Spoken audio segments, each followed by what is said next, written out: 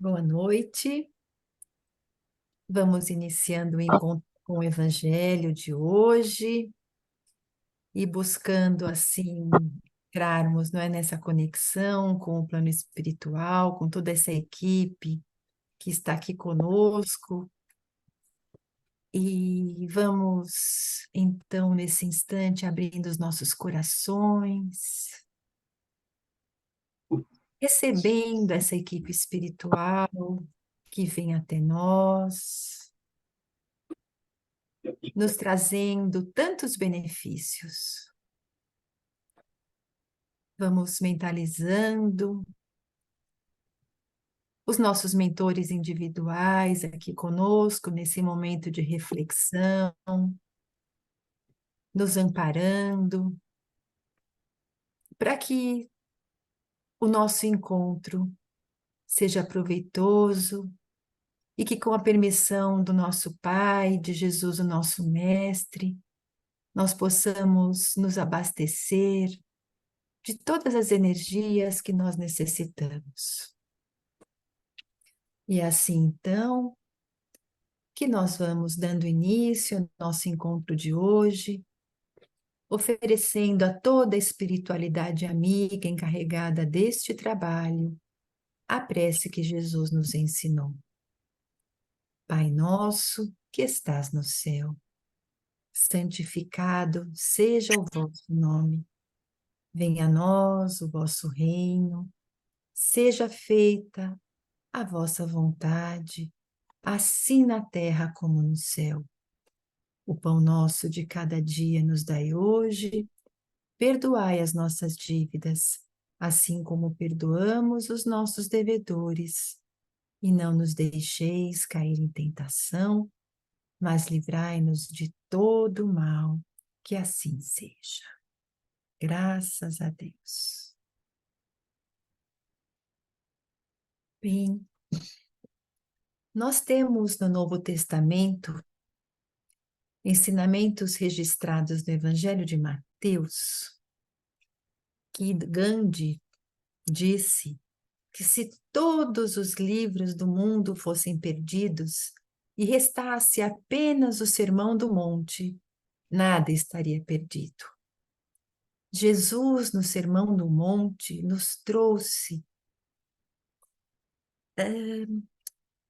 todos os seus ensinamentos.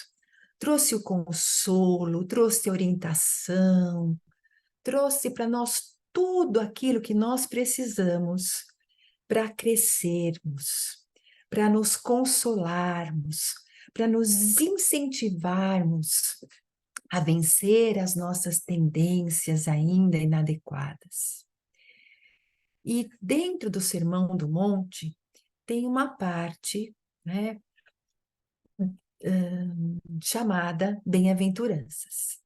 Bem-aventurado, né, nós já falamos várias vezes, e todos que estudam sabem, que é feliz. Então, Jesus, feliz aquele que, porque será. Então, no Mateus, ali no capítulo 5, onde nós temos as bem-aventuranças, ali no versículo 4, ele diz assim: bem-aventurados o que chora, feliz o que chora. E quando nós vamos prestar atenção nessa frase, imagine o impacto que provoca você ouvir Jesus dizendo que aquele que chora é feliz. Parece até uma contradição, não é? Porque como que alguém, não é, pode ser feliz se está chorando? A não ser se nós estamos chorando de alegria, de emoção. Quem chora provavelmente está triste. E se está triste, óbvio, é que não está feliz. Mas veja, foi muito rápido esse pensamento, porque assim que Jesus falou, feliz aquele que chora, ele completa, pois Deus os consolará. Então, Jesus estava dizendo, ora, a consolação vai vir, porque Deus é Pai. E por que será que vocês estão chorando? Então veja, Deus vai aliviar o nosso choro. Deus vai secar as nossas lágrimas. Mas por que tudo isso? E aí, no contexto do Sermão do Monte, nós vamos entender porque Jesus, com os ensinamentos das leis divinas, nos traz a luz da verdade. E essa luz da verdade nos ensina, não é? Por que nós estamos aqui? Revela o motivo da nossa dor. E revela se nós já estamos passando, chorando, significa que nós já estamos tendo condições de nos quitar com débitos. Então, se nós colocamos o nosso coração nas mãos de Deus, nós nos libertaremos, porque esse conhecimento vai dar para cada um de nós a certeza de que nada é em vão. E para nós refletirmos sobre essa passagem, né, de felizes os que choram, nós trouxemos hoje, né, as reflexões do escritor José Carlos de Luca, que no livro Alguém Me Tocou, ele comenta sobre essa passagem, né? Então é muito esse livro bastante consolador, muito bom. Então ele faz nós pensarmos, não é, que essa consolação prometida por Jesus vem a partir do momento em que nós compreendermos o porquê da dor, o porquê nós estamos chorando. Então, se há um sofrimento, né, se há uma dor, por trás de cada lágrima existe uma razão e existe a justiça divina. Porque Jesus falou que Deus é justo. Se Deus é justo, por que existe a dor? E nós não compreendemos muito quando Jesus esteve aqui, mas, não é? Ele disse que viria o Consolador prometido, que a doutrina que seria a doutrina espírita, que viria no momento certo, onde estivéssemos mais maduros, ter condições de compreender esses ensinamentos de Jesus e de ensinar aquilo que nós ainda não estávamos preparados. Então, a doutrina espírita complementa, não é, os ensinamentos de Jesus ali, explica no Sermão do Monte, dizendo que ninguém sofre sem razão. Não existe todo sofrimento tem uma causa que a justifique. E a causa, claro, está no ponto de vista aqui, nós estamos falando do ponto de vista espiritual. Então, as dificuldades pelas quais nós passamos hoje foram criadas por nós mesmos, nesta vida ou em vidas anteriores. Não necessariamente na passada, mas pode ser em outras e outras passadas. Então, geralmente, as lágrimas que nós derramamos hoje são as mesmas lágrimas que ontem nós provocamos no próximo. A dor que ontem nós causamos aos outros é a dor que hoje nos atinge. Porque quando nós nos damos conta dos nossos enganos, nós rogamos a Deus a oportunidade da correção e muitas vezes nós pedimos para passar por aquele sofrimento que nós causamos no outro. Então, por isso, hoje, nós conseguimos ter esse consolo, porque nós sabemos que há uma razão justa para o sofrimento de cada um. E mais ainda, quando nós vamos compreendendo os ensinamentos da doutrina espírita, nós vamos tendo a certeza que não existem vítimas, que não existe engano na justiça divina. Mas é muito cômodo nós assumirmos a posição de vítima. Por quê? Porque nós vamos tirar de nós aquela responsabilidade. Então, diante dos piores problemas, das piores tragédias, não é? Muitas vezes nós nos sentimos injustiçados. Deus é injusto, Deus não é bom, Deus não existe porque permitiu que isso acontecesse. Mas, se Deus é amor, se Deus é justiça, e a lei de justiça, amor e caridade é uma lei, não é? Que engloba esses três elementos, e se é uma lei que é certa. é uma lei que jamais vai permitir com que algo desnecessário ou que não seja merecido acontece. Então, quando nós nos sentimos injustiçados, quando nós sentimos que vítimas, nós ficamos paralisados, porque a vítima se coloca numa uma postura de um sofrimento tamanho que parece que só há aquele choro, mas aquele choro de revolta, aquele choro que não produz nada. Então, a revolta contra tudo, contra todos, e a vítima espera que alguém venha para resolver as suas dores. Que um Salvador possa vir e, e mostrar a solução. E Jesus sempre trouxe um outro ensinamento, dizendo para as pessoas quando eram curadas: a tua fé te curou. Então, foi o seu movimento, a sua vontade, as energias também que você tem que manipulou, que te ajudou a curar. E quando Jesus dizia, a tua fé te salvou, ele dizia, ora, a tua fé foi tamanha, aquilo tudo que você passou, você conseguiu ter uma compreensão, um aprendizado tal, que houve, então, o ressarcimento com a justiça divina. Portanto, não há mais a necessidade de você passar por esse sofrimento. Então, quando nós compreendemos como funciona essa lei divina, quando nós entendemos que há reencarnação, que a justiça divina se revela, então, nas várias existências, porque existe outra lei chamada lei da ação e da reação, nós seremos consolados, porque nós vamos entender que nós sofremos por uma causa justa. Nós vamos entender que os nossos equívocos, que os nossos enganos geram consequências, que os desvios que nós fizemos e todas as atitudes contrárias às leis divinas exigem uma reparação. E Deus, como nós já falamos, que é amor e que é justiça, dá a todos nós a possibilidade de refazermos o nosso caminho, tanto na maneira de nós pensarmos, de nós agirmos, e assim, buscando nos ensinamentos de Jesus essa bússola para a nossa vida, nós vamos aprendendo a eliminar as causas do nosso sofrimento.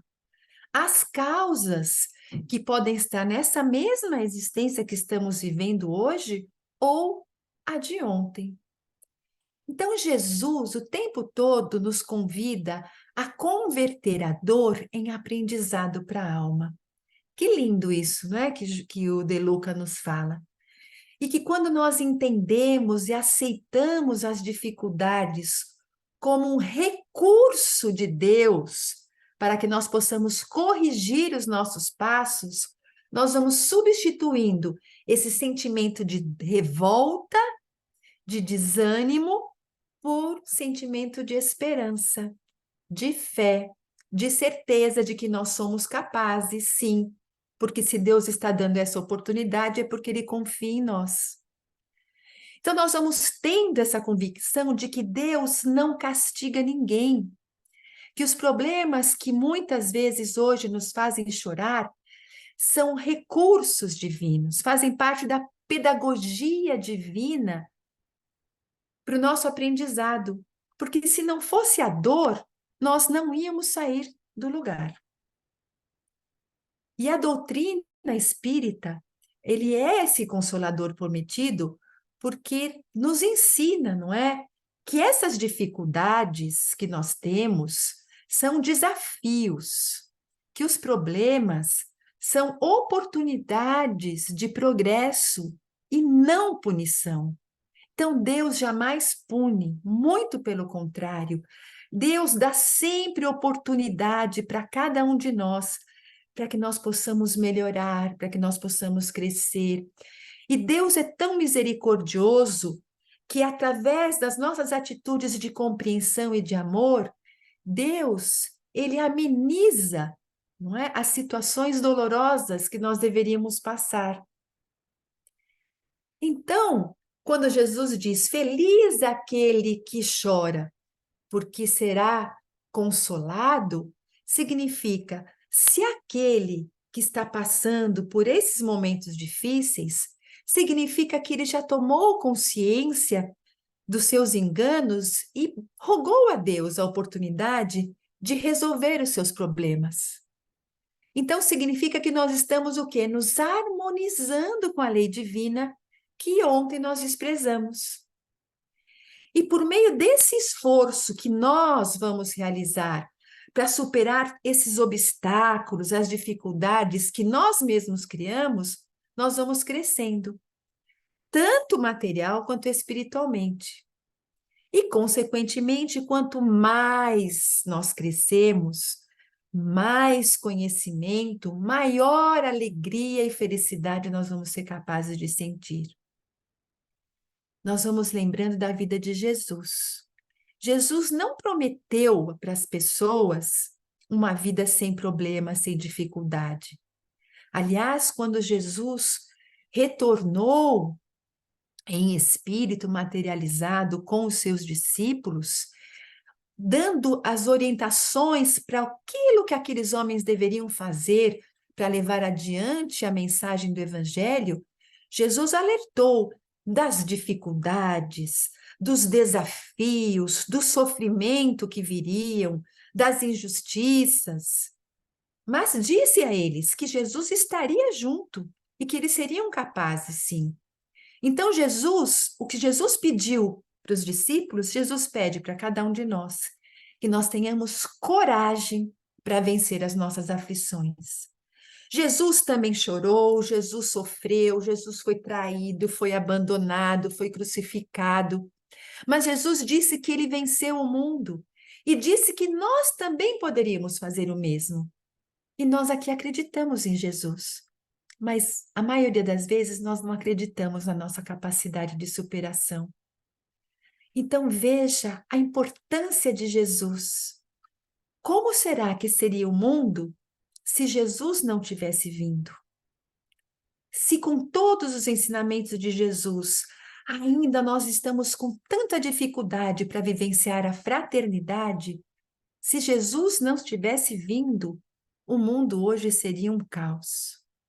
Então, o amor que Jesus ensinou, o amor que Jesus viveu, o amor que Jesus dedicou a cada um de nós e que dedica, que por amor Jesus deu a sua própria vida, vem de pouquinho em pouquinho humanizando a terra e impedindo, através dessa nossa modificação da maneira de pensar, de agir, que muitas coisas ruins nos aconteçam.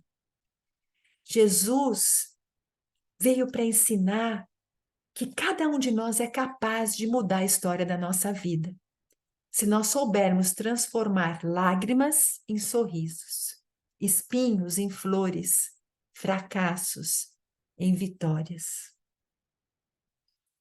Todos nós que estamos aqui enfrentamos desafios, perdas, obstáculos.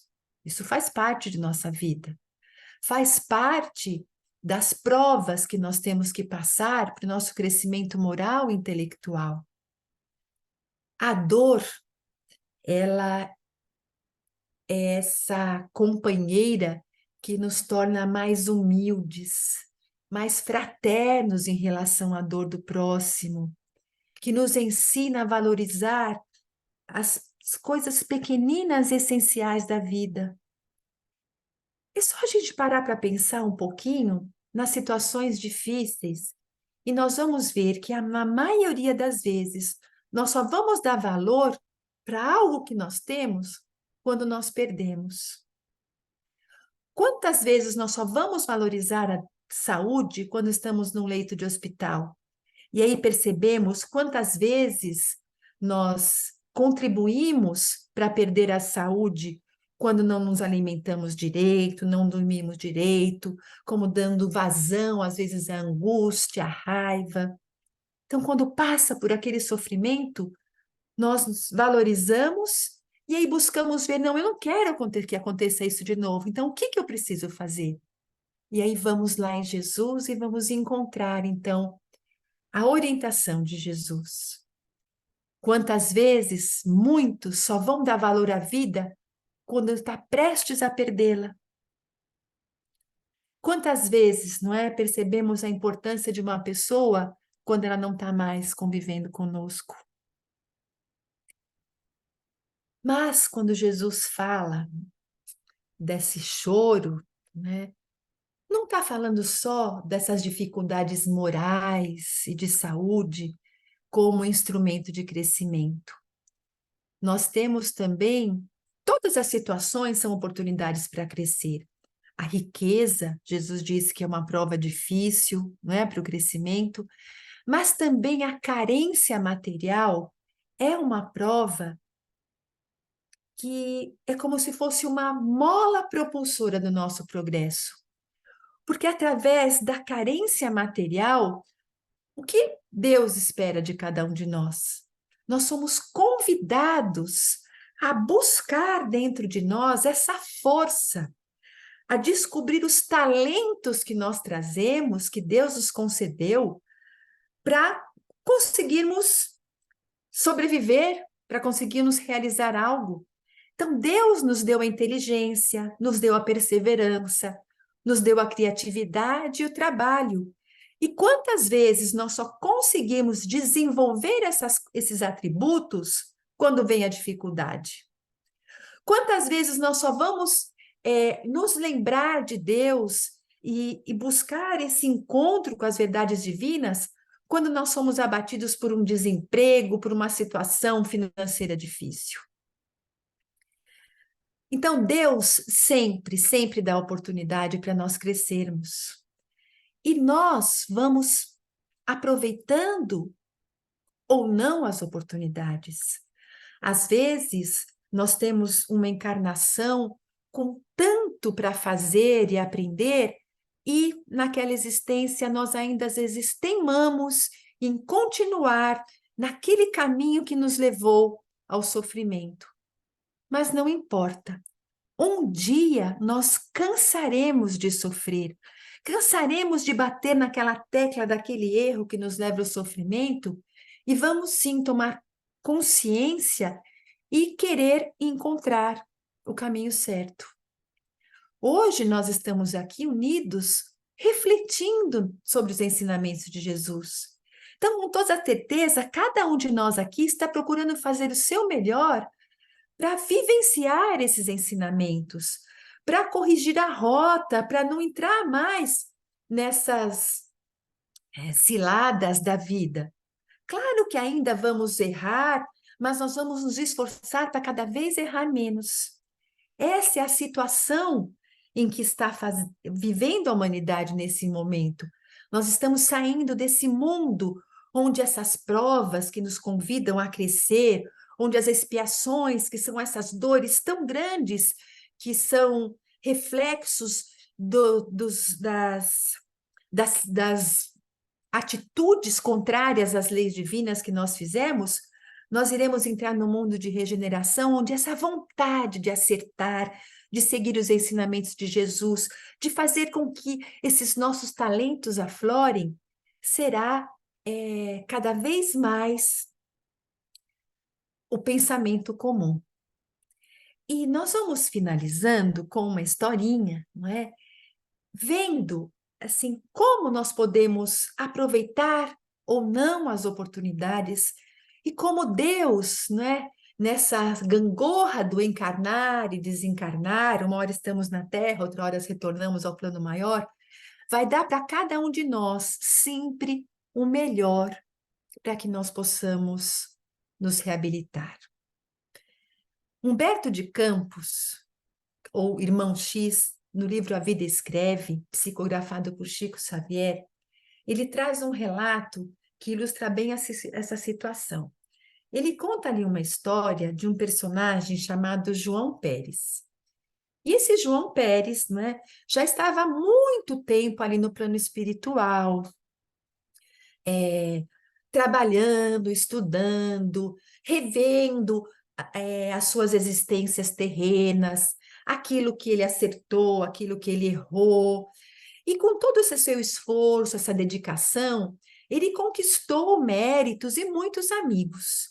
Mas chegou a hora de retornar para a Terra, para mais uma experiência de aprendizado na encarnação, para mais uma correção de rota. E ele estava com seu coração, dessa vez, cheio de esperança para vencer as suas tendências. E ali, reunido naquela festa de despedida com seus amigos, não é? Todos estavam assim entusiasmados, desejando boa sorte, mas muitos queriam entender por que aquela ansiedade tamanha dele de que dessa vez eu vou conseguir. Então, ele ali, como despedida, contou para alguns amigos que não conheciam a sua história, dizendo que já havia duas existências que ele derrapou na, na ganância. Então, na verdade, não é? Essa situação começou ali no século XVIII, mais precisamente em 1702, quando ele, um homem de 33 anos, morava aqui no estado de São Paulo, na cidade de Taubaté, e nessa época foi promulgada uma lei pela Corte de Portugal para incentivar a mineração no Brasil.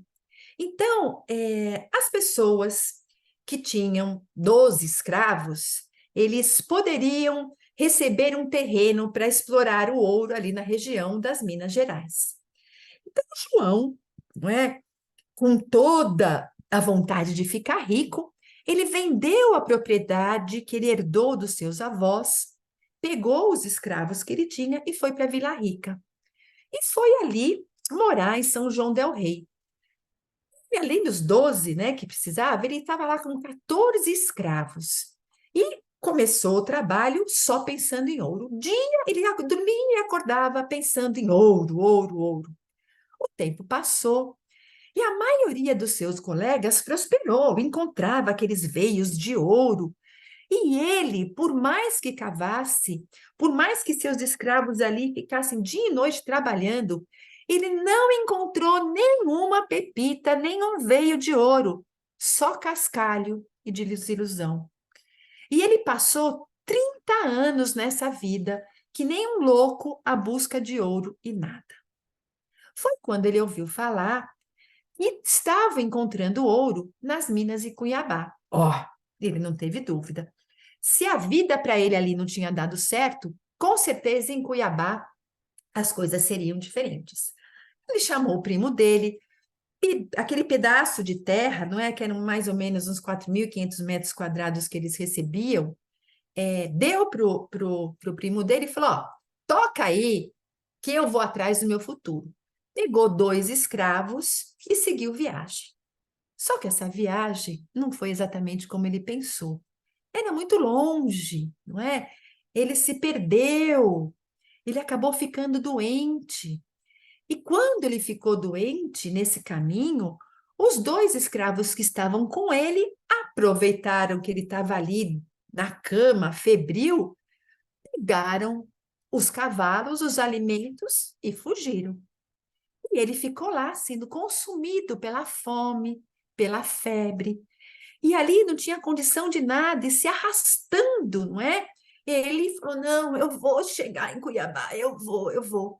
E ele estava já delirando pela febre quando ele viu uma fonte. Ai, que poderia refrescá-lo.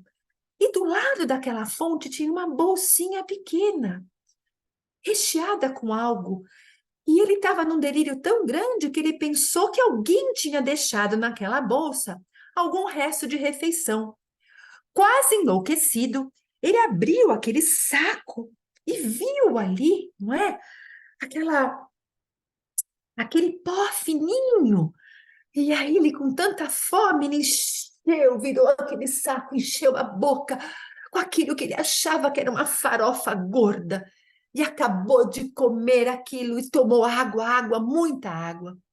Mas, pouco tempo depois, ele morreu num pavoroso sofrimento.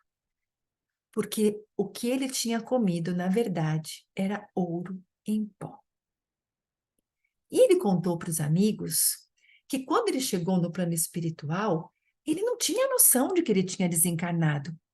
E ele sentia que ele vivia um pesadelo sem fim, porque ele via o tempo todo barras de ouro, pepitas de ouro, lâminas de ouro, caixas de ouro, e ele só queria ver ouro, ouro, ouro. Ele andava por tudo quanto é lado buscando ouro e não conseguia nunca colocar a mão no ouro. E muito, muito tempo passou, até que ele percebeu que algo estava diferente. E ficou sabendo que o seu primo tinha morrido, porque ele conseguiu em pensamento chegar até aquela região onde ele tinha entregado para o primo dele. E o pior de tudo, que ele viu que o primo dele tinha ficado rico, porque logo depois que ele saiu de lá, ele encontrou um veio de ouro.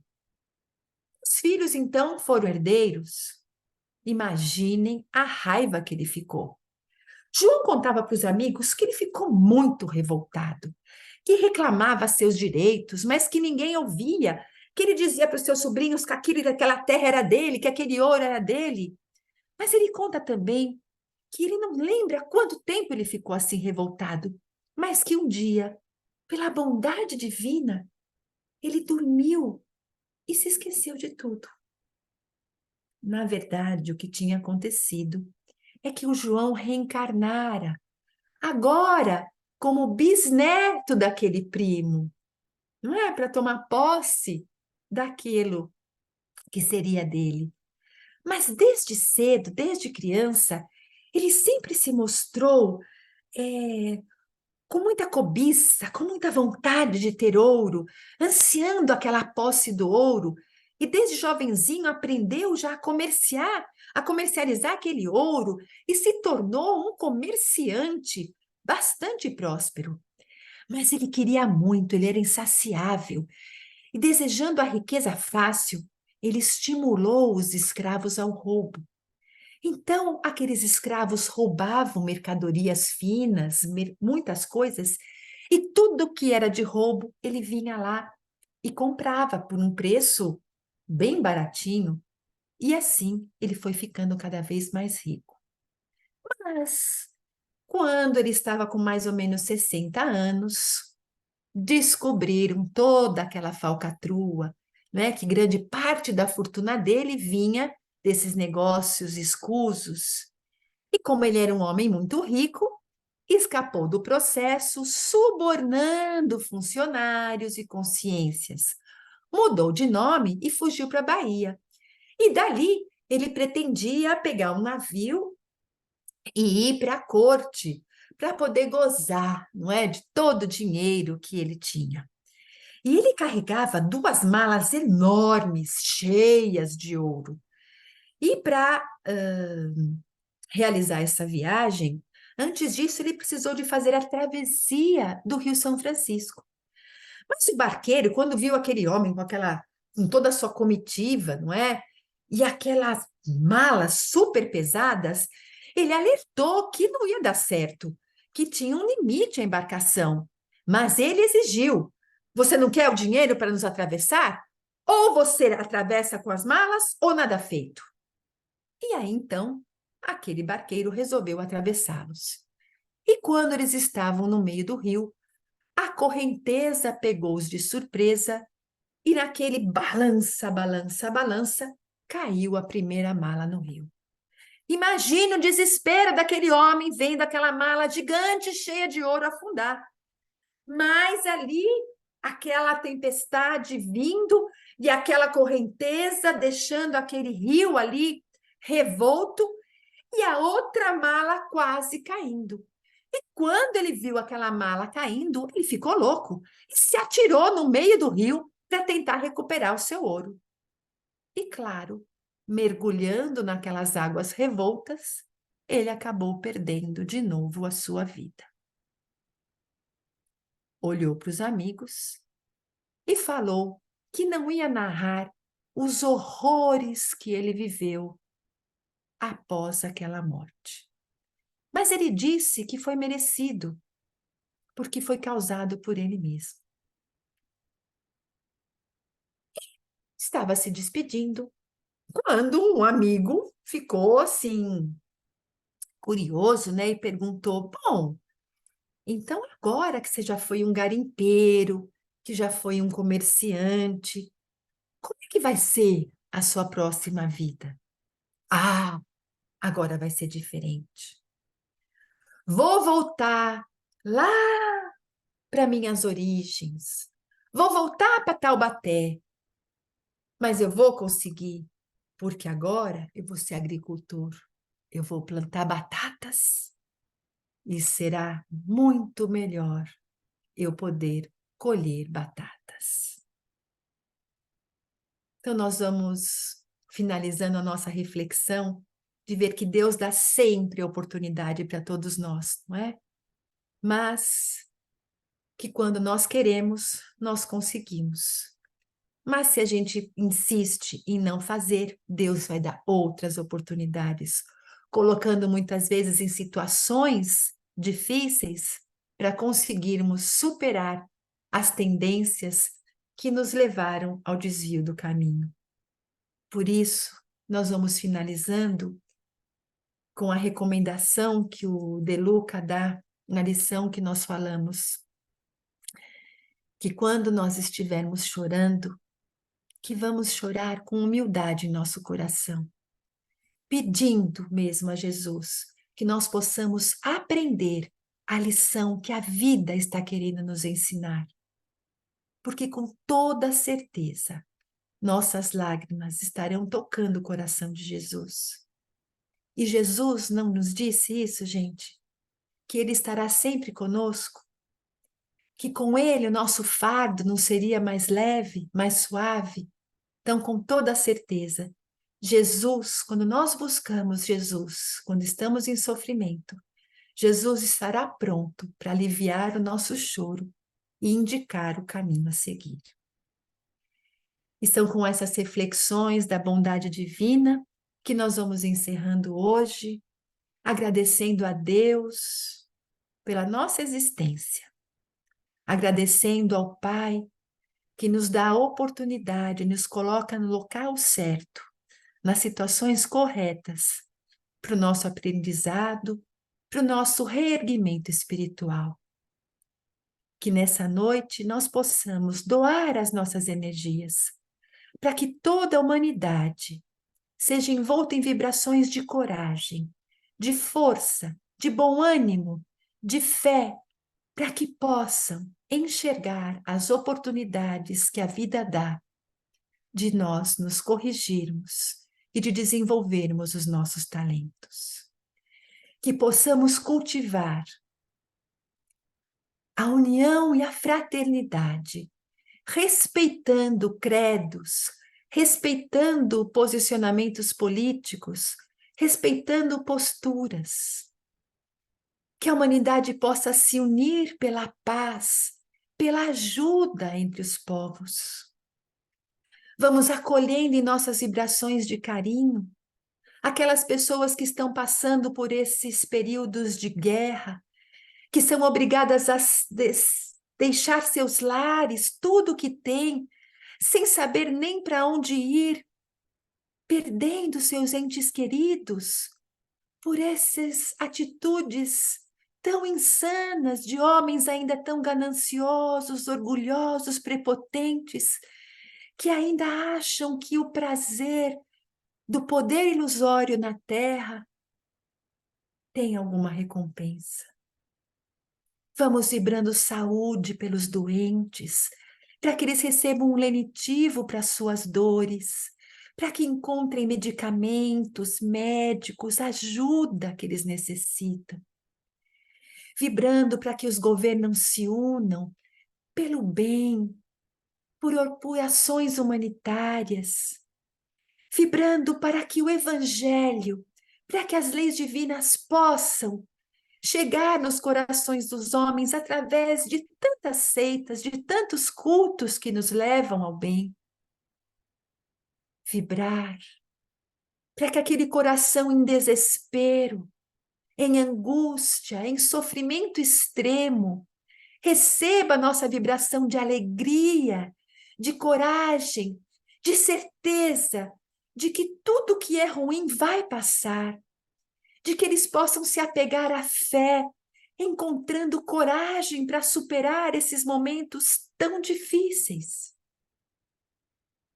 Vamos vibrando pelos nossos lares, vibrando pelos nossos amigos, pelas pessoas que nós conhecemos que necessitam dessas vibrações, que todos sejam amparados em suas necessidades.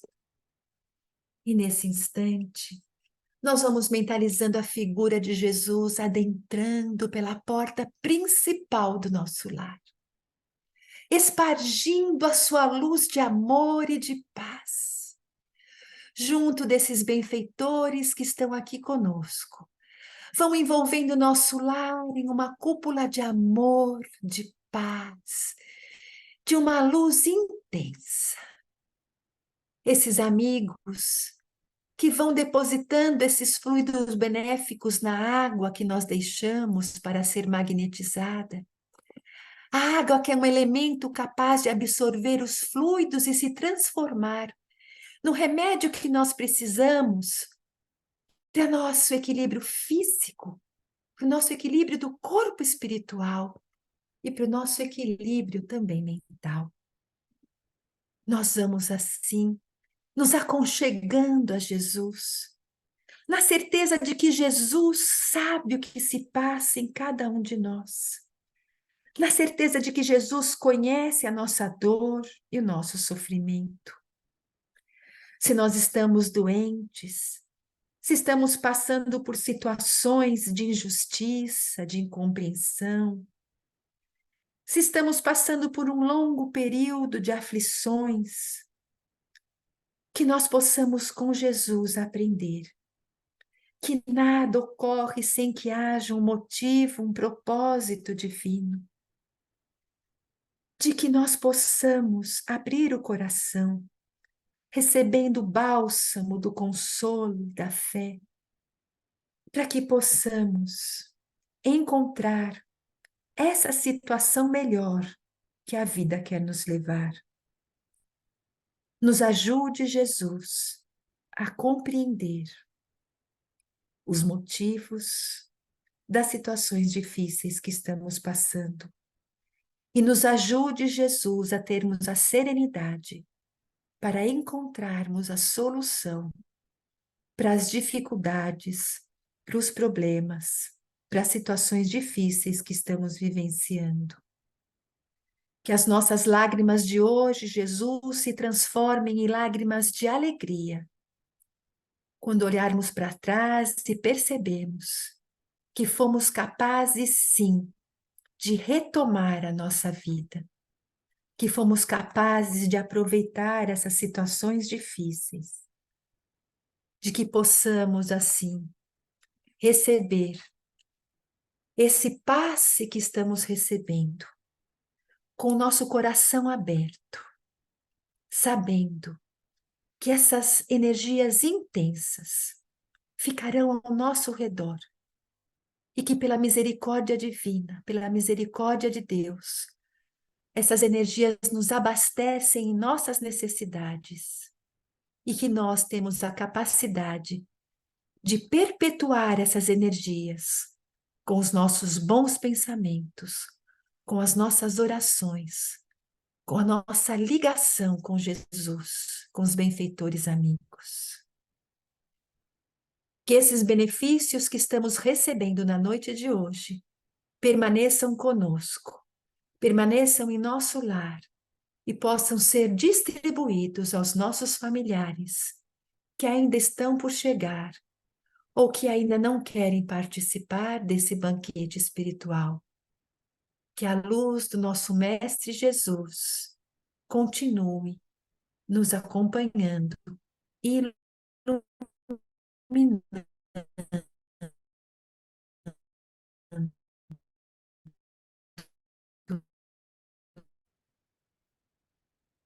Uma boa semana a todos. Fiquem em paz.